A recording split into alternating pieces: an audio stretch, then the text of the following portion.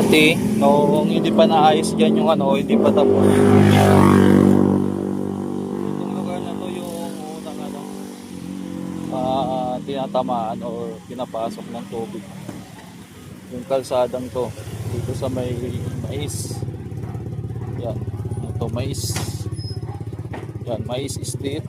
Ayan o. Tapos, dyan sa may Singkamas.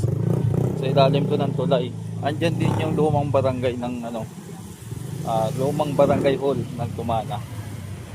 Sa ilalim ng tulay mismo.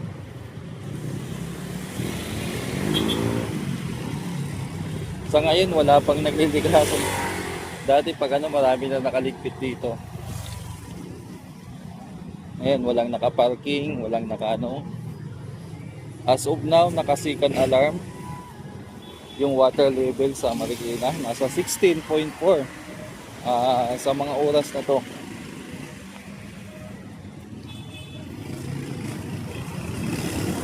Yan, second alarm, malinis na malinis pa yung kalsada dito sa Singkamas. Kasi wala pa yan dati, yung harang na yan, yung dike. Kaya kalmado pa yung mga tao dito. Ewan ko lang sa mga lugar nyo.